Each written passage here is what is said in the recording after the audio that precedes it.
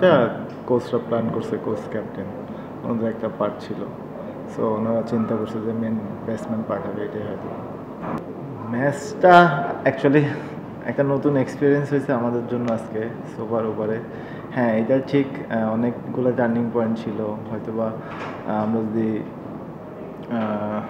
বলেন যে আজকে স্পিনাররা খুবই ভালো বল করেছে, মুস্তাফিজেরও কয়টা ওভার বাকি ছিল, হয়তোবা স্পিনাররা ভালো বল করছিল বিধায় মুস্তাফিজের ওভারটাও শেষ হয়নি। আবার দুইটা ক্যাচ ছিল, এটাও হতে পারে একটা টার্নিং পয়েন্ট। না, এইরকমভাবে কোনো কিছুই না, এক ক্যাচেই কোনো কিছুই না। কিন্তু হ্যাঁ, ওইটা ধরলে হয়তো বা টাফ ক্যাচ ছিল, ওইটা ধরতে পারলে হয়তো বা মানে ওইটা তো আমরা ধরতে পারলে ম্যাচ জিতেই যেতাম। কিন্তু হ্যাঁ, টাফ ছিল, সে ভালো ট্রাই করছে। টানা তৃতীয়বার অর্জন করেছে দেশের সেরা সুপার ব্র্যান্ড স্বীকৃতি বসুন্ধরা টিস্যু। হ্যাঁ, এটা বলতে পারেন আমার জন্য ফেলিওর। আমি লেফট আর্ম স্পিনার ছিল, আর আমার নিজেরও কনফিডেন্স ছিল যে না, আমি একটা বাউন্ডারি এখান থেকে আদায় করতে পারবো। কিন্তু হ্যাঁ, এটাও ঠিক যে উইকেটটাও এরকম ছিল না যে ইজি 6 মারা, ইজি বাউন্ডারি মারার মতো উইকেট না। বলটা অনেক পুরাতন ছিল, মানে পুরাতন হয়ে গেছে। 50 ওভারের পরের বল মারলেও বলগুলো যাচ্ছিল না।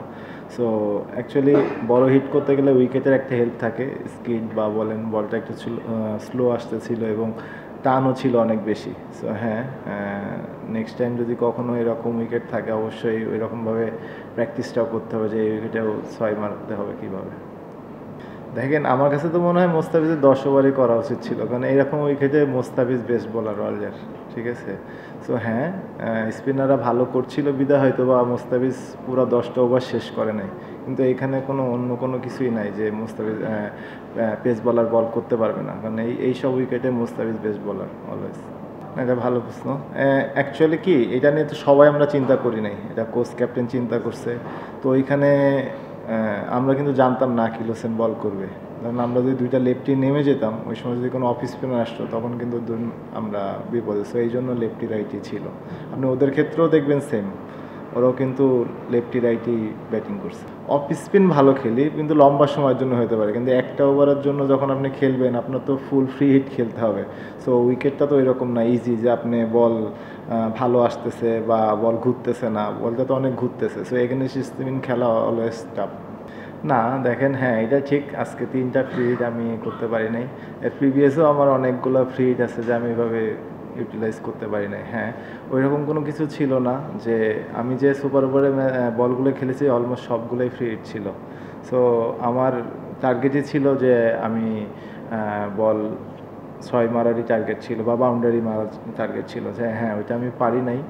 হয়তো বা এখানে আমার কোনো ল্যাকিংস ছিল না। যে কোনো সময় অনেক দিন পরে টিমে আসলে একটু নতুনত্ব লাগেই, ওইটা আবার খাপ খেয়ে নিতে একটু সময়ও লাগে, মেন্টাল একটা প্রেশারও থাকে। হ্যাঁ, কিন্তু যেহেতু প্লেয়ার এসেই খেলতে হবে, এটাই হচ্ছে আমাদের কাজ। চেষ্টা করি যখনই সুযোগ পাই নিজেকে প্রুভ করার, কারণ প্রুভ না করতে পারলে তো আবারই মানে টিমের বাইরে চলে যেতে হবে। না না, পাতা ফাঁদ বলতে এরকম কিছুই না। দেখেন, ওরাও স্পিন বল করছে, আমরাও স্পিন বল করছি। হ্যাঁ, এটা ঠিক, লাস্টে এসে ওদের হোপ অনেক ভালো ব্যাটিং করছে, সে শেষ পর্যন্ত চলে গেছে এবং ম্যাচটাও জিতাইছে। কিন্তু হ্যাঁ, এটা ঠিক,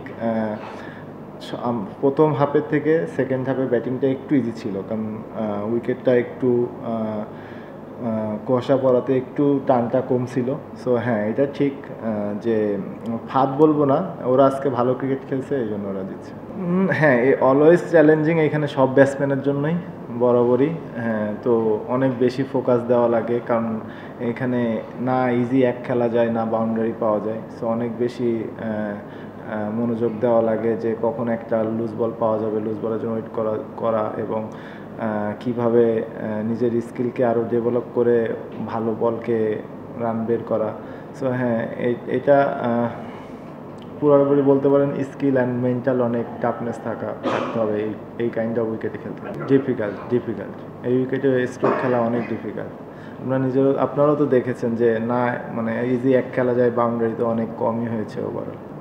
দেখেন, ওইটা তো আমার বিষয় ছিলই না, আমি ওইটা চিন্তা করি না। আমাকে যখন বলা হয়েছে যে আমি ব্যাটিংয়ে যাব, আমার ওই মেন্টালিটা আমি আমার দিকে ফোকাস করেছিলাম যে আমি কি বেস্ট এখানে করতে পারবো, আমার কি কাজ।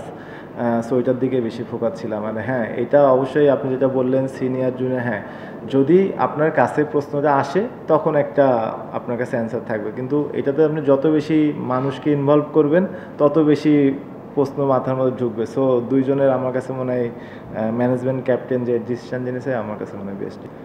Left arm batsman, left arm বলার বল করছিল, তো অবশ্যই একটা লেফট আর্ম ব্যাটসম্যান যাওয়াটাই হচ্ছে অপশান ছিল, ভালো অপশান ছিল।